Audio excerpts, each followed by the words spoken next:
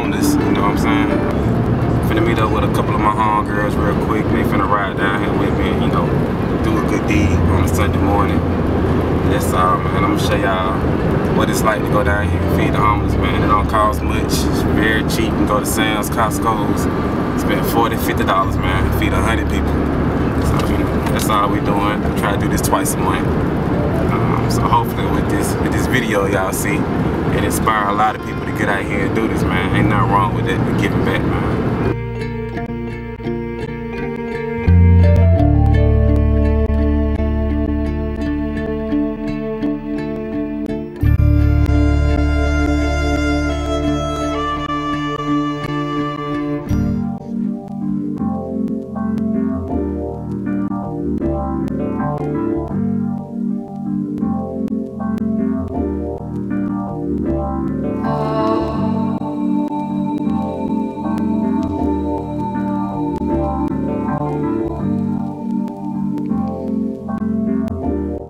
Things has been pretty hectic. I lost my job. I used to stay over there on the west side over the H.E. Holmes area. And like I said, I lost my job. My lady, she was working for a little while, and then things started getting a little slow on her job. She was getting laid off. The place where we were staying, and ended up getting condemned because of the mold. So our finances started to deteriorate, and we were found ourselves in a situation where we had to hit the streets. So we was on the streets for about a week out here in the elements, and we went to different agencies such as the Salvation Army, Reverend Black. They put us up for like 2 days, and then we went to an agency called Travelers Aid, where we're at now.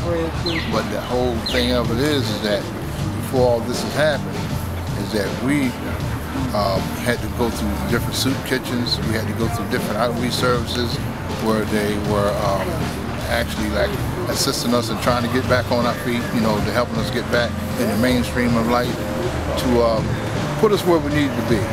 And we couldn't get the help as fast as we would like to, but with the little outreach services that come out to Hurt Park and to Garnett and Liberty Baptist, places like that, is a big plus for us, because it helps us keep focus of who we are and where we are, and then in the same sense, the people that come out, they show kindness and gratitude, and the food that they bring, I mean, it's a big help, because we don't have any source of income or finance right now.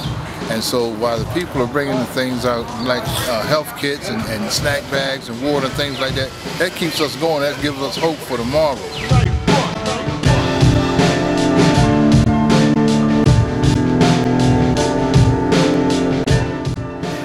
We do motivational speaking for college kids, telling them about the homeless people, telling them the do's and don'ts. Because really, if you're not homeless, if you've never been homeless, you don't know what we go through out here on what we're doing. We give people the heads up. We let the students know that, hey, look, you never know where you may be when you're going to need help from one of these agencies. I mean, and we try to tell the parents, stop trying to keep your children in a safety net. You know, allow them to be free, allow them to be the person that they are, allow them to reach out and find it for themselves and explore things. Because if you don't, and they get out here in this real world, they may end up in the situation I'm in, and then they don't have no defense. They don't have no knowledge of where to go and who to turn to. So this is what Teresa and I do. We make people aware of the agencies that are available, the help that is there, and I mean it's been beneficial to us. Like I said, we've been when we first came here, we first were homeless. Then 3 years in the process of between 07 until now, we were living in Deweyville. We had a 2-bedroom apartment. We were both working. We were both employed. And just recently, February the 28th is when we lost our place. So that's why I'm saying it could happen to anyone. Anyone is just one paycheck away from being homeless. And I can't stress that enough.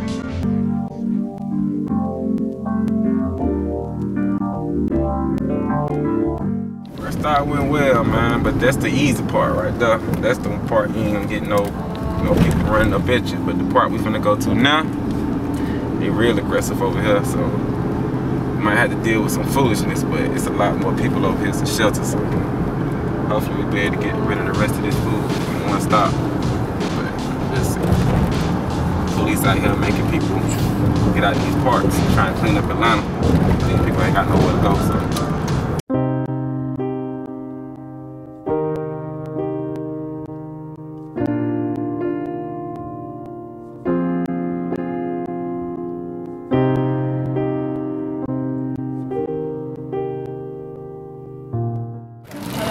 Good. It's motivating. It's just a wonderful thing, and it almost made me cry when we was at our last stop to hear the guy talk about his story. Oh, he got chips. He wanted popcorn. All right, popcorn.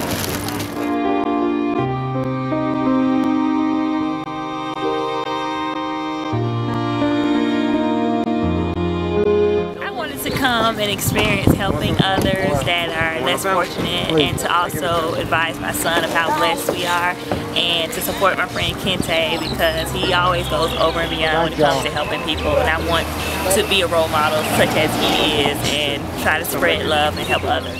It's a wonderful feeling. It is. I've never done this before. I've always said I want to reach out and help others, but I never knew how to put it together. So I'm grateful and thankful that I have friends that know how to do it, so I can share what I've learned today and spread it on and pass it to others. I think they're very thankful, helpful, grateful, blessed.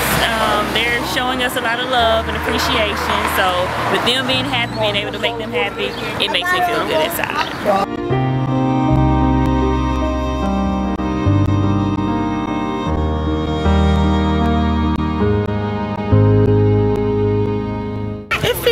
It's also an eye-opener to see, you know, what other people go through. We are so blessed and we take it for granted every day.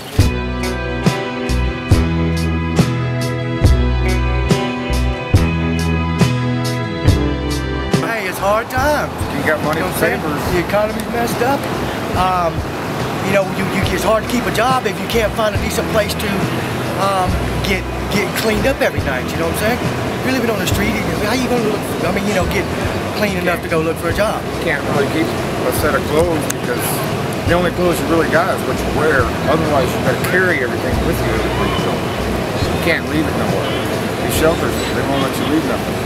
Plenty of programs out here feeding. Hey, don't get me wrong. There's plenty of them out here feeding. But as far, yeah, you're definitely not gonna go hungry in the state of Atlanta, Georgia. But you know, as far as getting boosted up or getting a chance to put a little foundation down for you so you can start from that, you can't get that, you know what I'm saying? So that's the only thing that's stopping a lot of people. We can't get a permanent residence or a permanent place to at least stay for a couple of weeks till you can get on your feet and get started, because you gotta have a place to decent sleep, decent place to take care of your hygiene, and advance from there, stay clean, dressed, in nice clothes. You gotta have a phone. And transportation is a problem because none of these programs around here will give you like a bus pass. I mean, some of them will if you have a job, but it's a matter of getting the job. Gateway's a good program people are talking about. I'm just now learning about Gateway. They say Gateway's a good program, but I mean, what is it? You got to be in. But if you don't have the proper ID or you don't have the proper credentials, you can't get in. So for some of us, it's hard to keep. I keep losing mine. So I don't have the proper credentials, ID, which is probably a good thing. You got to have ID to get in. But as far as any of them trying to help you go get it, it's hard to find. You know what I mean? A lot of people give up. Those people have been here for years. A lot of the shelter system is really taken over by people getting actually comfortable there and getting stuck and not moving on from there.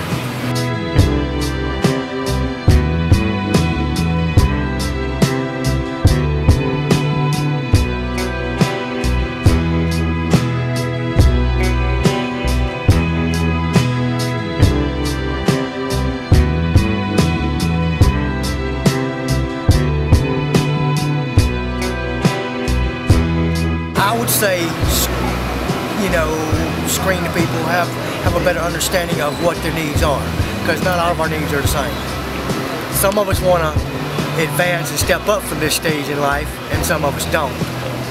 You got people out there that know they can talk to somebody and have enough brains to know whether they want to make a change or they don't. That's the problem. Give them the chance. The ones that don't want to change and move up take advantage of all this, you know, the opportunities they can that are there to help people move up. You know what I'm saying? Because, you know, they don't want to move up. They just want to try to take advantage of the things that these places are offering for people that do. So we know firsthand how it is and how it feels to be homeless. You know, homeless people are shunned from society. They're looked down upon. They act as if we're not worth dealing with. You know, we're nothing. It seems like in the eyes of others. As long as we're not like in the spotlight or in range where, like I said, there's an event going on. And if they put us off to the side or on the back burner, then oh well, then that's cool. At least we're not visible. But when it comes to like getting their grants and things like that, I mean, then they want us in the front. They want us on the front page. You know, and this is all about politics, it seems to me. But it's agencies such as yourselves that gives us hope, and it gives my partner and I inspiration to keep doing what we do. Alright, man, we done feeding the homeless. Like I said, we went down there and fed 3 spots, man. Probably fed about 400 people today. Good deed, good deed. So once y'all get through seeing this video, I hope y'all learn something and see what these people going through out here. That, you know, y'all can take the time out y'all day. You know, go to Costco, Sam's, spend 40 bucks at the most. You know what I'm saying? Feed 100 people, 200 people. Come out here and do this, man. This in Atlanta, this happening every day. You don't have to wait till the weekend to do it. You can do it on a Monday, Tuesday, whatever's best for you. So, you know, my homeboy Brian, Cassandra, Summer, Ty, you know what I'm saying? Thank you for coming out here today and doing this and making this as possible. So, like I say, if anybody got $40 to spare, go out there and do it. Because like I say, every day, everybody a check away from being out there. So, just do it, man. And they help you out.